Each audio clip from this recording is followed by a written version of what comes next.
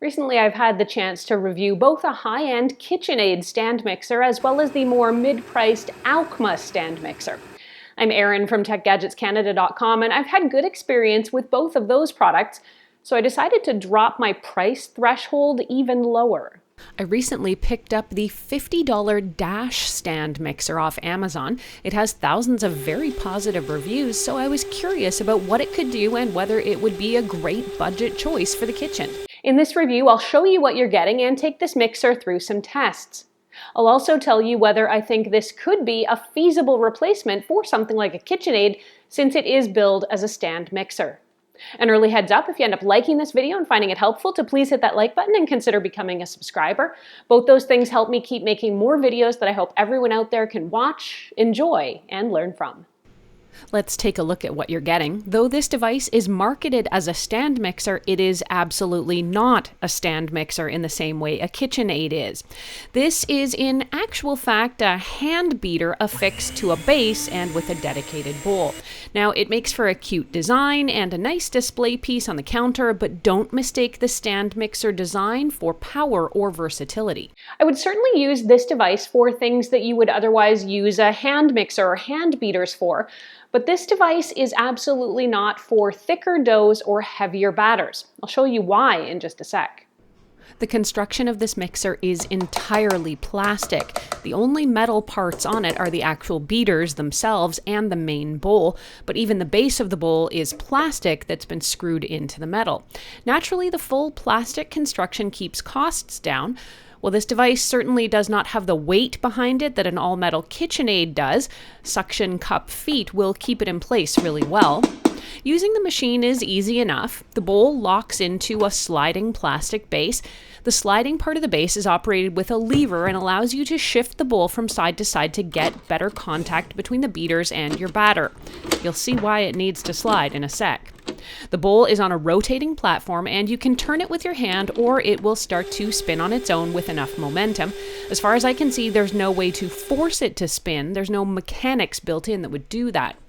The mixer seems to handle things like creaming butter and sugar well enough. Because the beaters do stay in a fixed position, you do need to use that lever to move the bowl side to side to get all the batter mixed up. Similarly, it's up to you to turn the bowl to get everything incorporated. Overall, all the turning and moving side to side can be a little frustrating. With a dedicated hand beater or hand mixer, you're able to move the beaters all around the bowl to incorporate everything easily.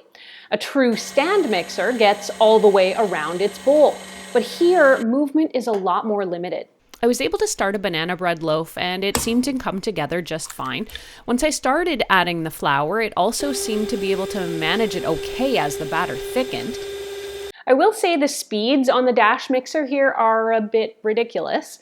The lowest speed is actually not really low at all. In fact, it's still powerful enough to cause flour to explode all over the counter, and I had to hold my hands up to create a bit of a shield while it was mixing. The higher speeds actually sound like a small drone that may be about to take flight from the countertop. This mixer is definitely noisy, but I guess maybe it's not deafening. In the end, it was able to handle the banana bread batter, but I did have to stop and do the final mixing by hand because there was just no good way to slow things down to incorporate the flour more gently. The banana bread recipe I made is for 1 loaf of banana bread, and that essentially maxed out the capacity of the bowl. So be warned, this mixer is not really for larger batches. For my next test, I opted to try a meringue. I'd say on this task, it failed miserably. Using just 2 egg whites, there was not really any way to make good contact with the beaters, so while the egg whites did foam up a bit, they could not get enough air incorporated to make a fluffy meringue. The bowl is just too wide for these beaters, in my opinion. The egg whites seem to hover just out of reach of the beaters, so it seems like smaller quantities are also not ideal in this mixer. In the end, I was left with slightly foamy, watery, liquidy egg whites. Now, would I have a different result with half a dozen egg whites? Maybe. To test this theory out, sort of, without using more eggs, I poured in a larger volume of whipping cream and went to work. After about 6 or 7 minutes, I still had pretty much liquid cream. Again, I was extremely disappointed that this mixer appeared completely incapable of incorporating enough air to properly make whipped cream. And whipping cream is pretty easy for most machines and even by hand. One other caveat, Dash recommends you don't run this machine for longer than 3 minutes. I am a little surprised by this. When I made my meringue, I definitely exceeded the 3-minute runtime. Even after about 9 minutes, the meringue still had not come together, so I gave up. The Dash stand mixer comes with dough hooks, but most bread recipes I've been making lately require you to knead your dough for between 5 and 10 minutes. Trying to do that with this machine would require frequent breaks.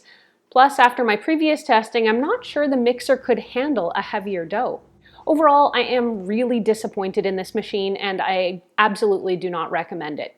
It doesn't have any low-speed operation, it's loud, it's messy, and the beaters don't make good contact with what's in the bottom of the wide bowl. Also, with a maximum 3-minute runtime, I have serious doubts it could even handle some things like bread dough. Plus, it failed miserably on the easiest of the whipping tasks like whipped cream and meringue. So who is this machine for? The retro looks and cute stand mixer type styling actually make it a pretty piece for the countertop, but it doesn't have enough power to be a workhorse. This mixer would be good for a child who's getting interested in baking or mixing, or someone who just wants to do light cake batters, but any serious baker is going to be disappointed. The Dash stand mixer sells on Amazon for about $50 US. I have seen it for even less.